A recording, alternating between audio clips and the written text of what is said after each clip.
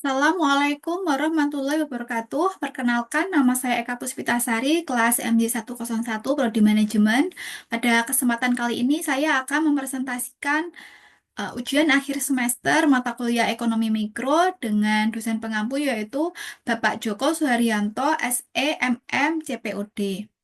Nah, kali ini saya akan membahas tentang ekonomi mikro terhadap pemangkasan anggaran Kementerian UMKM. Pemerintah menetapkan kebijakan efisiensi anggaran 2025 dengan memangkas belanja negara sehingga 306,69 triliun rupiah sebagaimana tertuang dalam Inpres nomor 1 tahun 2025. Salah satu kementerian yang terdampak adalah Kementerian UMKM yang anggarannya dipangkas hampir 50% dari 463 miliar menjadi 220 miliar. Pemangkasan ini berpengaruh pada berbagai program kementerian, termasuk dukungan bagi UMKM serta proses transisi dari Kementerian Koperasi dan UMKM menjadi Kementerian UMKM. Dengan anggaran terbatas, kementerian harus mengoptimalkan penggunaan dana agar tetap mendukung pertumbuhan UMKM di Indonesia. Berikut ini adalah dampak terhadap pelaku ekonomi. Yang pertama yaitu dari sisi konsumen.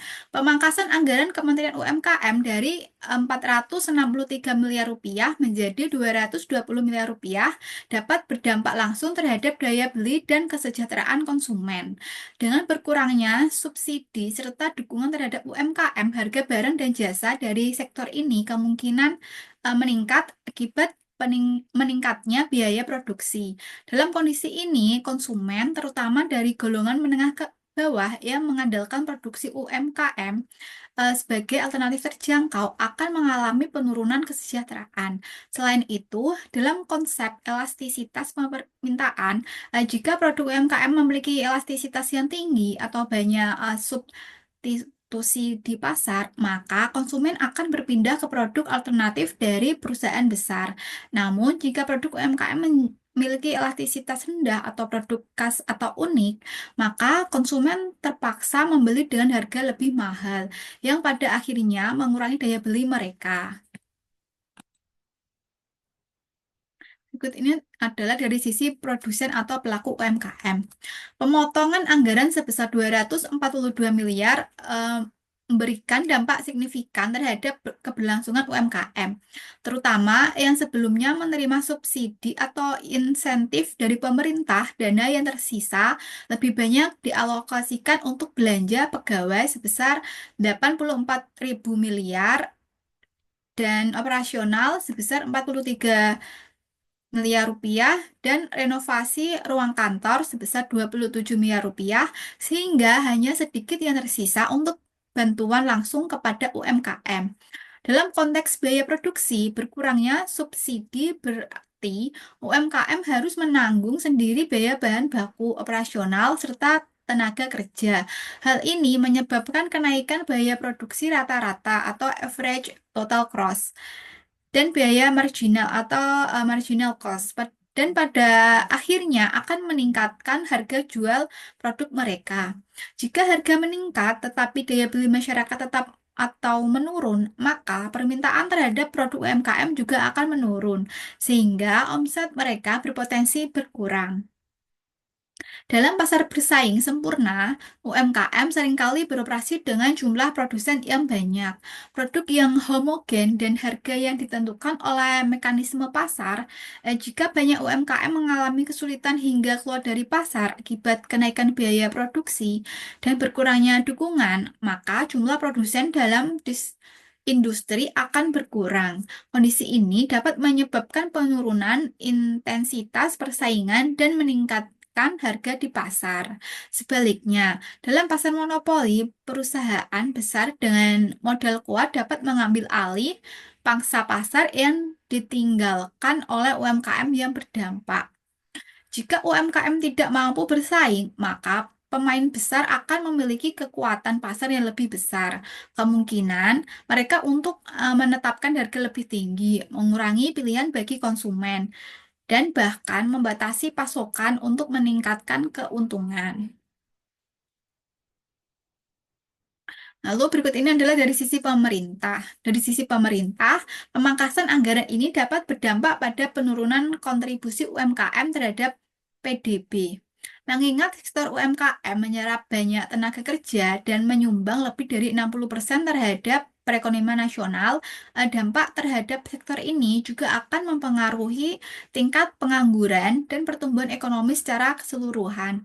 Jika banyak UMKM tutup atau mengalami penurunan produksi, maka penerimaan pajak pemerintah dari sektor ini juga berpotensi menurun.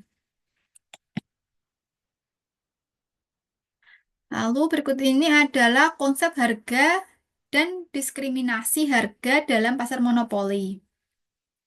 Dalam konteks harga dan diskriminasi harga dalam pasar monopoli, perusahaan besar yang menggantikan UMKM di pasar dapat menerapkan strategi diskriminasi harga.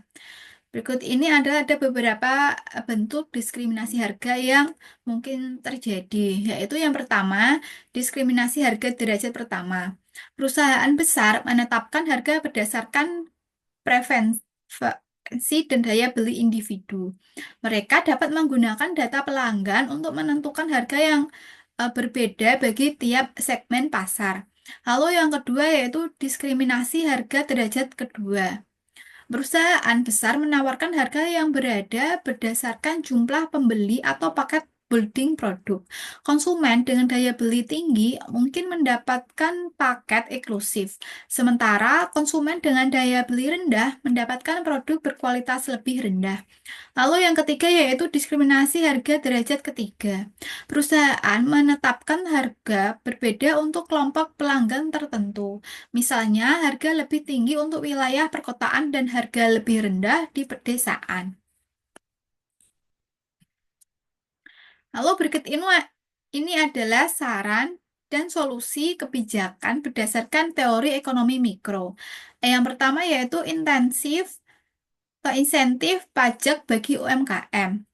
Pemerintah dapat memberikan keringanan pajak seperti penghapusan atau pengurangan pajak penghasilan bagi UMKM selama masa transisi pengurangan anggaran.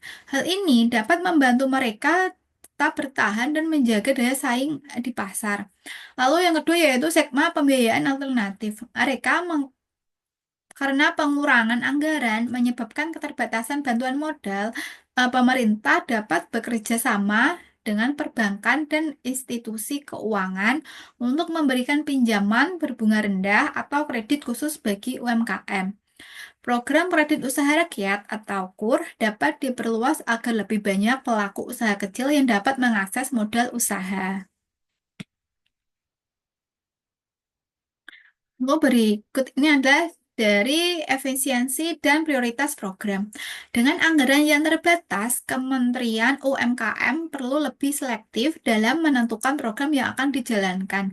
Dana yang tersisa sebesar 220 miliar rupiah harus difokuskan pada program yang paling efektif, seperti digitalisasi UMKM, pelatihan keterampilan, dan peningkatan akses pasar. Lalu yaitu regulasi untuk mencegah monopoli dan diskriminasi harga. Pemerintah harus memperketat regulasi terhadap perusahaan besar yang berpotensi memonopoli pasar yang sebelumnya didomisili oleh UMKM. Kebijakan seperti pengawasan harga, pembatasan praktik diskriminasi harga, serta pemberian insentif bagi UMKM untuk tetap beroperasi dapat membantu menjaga keseimbangan pasar. Lalu yang terakhir yaitu kemitraan dengan swasta. Pemerintah dapat menggandeng perusahaan besar melalui skema kemitraan untuk membantu UMKM dalam pendanaan distribusi dan pelatihan. Program CSR atau Corporate Social Responsibility dapat diarahkan untuk mendukung UMKM agar tetap bertahan dan berkembang. Lalu kesimpulannya yaitu pemangkasan anggaran Kementerian UMKM dari 463 miliar rupiah menjadi 220 miliar rupiah dapat menghambat pertumbuhan sektor ini, berdampak pada daya beli konsumen, keberlanjutan UMKM, dan penerimaan pajak pemerintah. Dari perspektif ekonomi mikro, pemotongan anggaran ini meningkatkan biaya produksi bagi UMKM, mengurangi persaingan dalam pasar persaingan sempurna, serta membuka peluang bagi dominasi perusahaan besar dalam pasar yang lebih monopolistik. Selain itu, perusahaan besar berpotensi menerapkan strategi diskriminasi harga yang dapat merugikan konsumen dan memperburuk ketimpangan ekonomi. Oleh karena itu, kebijakan mitigasi seperti insentif pajak, pembiayaan alternatif, regulasi anti monopoli, efisiensi program, dan kemitraan swasta perlu diterapkan agar UMKM tetap atau lebih bisa berkontribusi terhadap perekonomian nasional.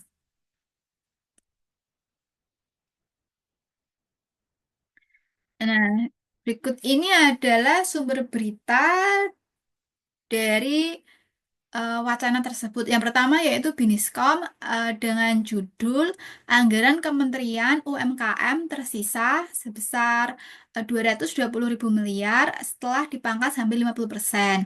Lalu yang kedua yaitu dari Islam Today dengan judul Anggaran dipangkas hampir 50%, Menteri UMKM tak masalah, tapi tak PHK juga.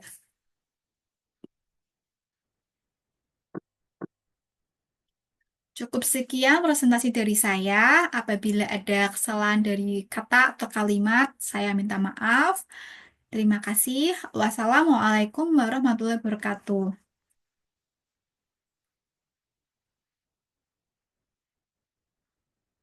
Audio Jungle.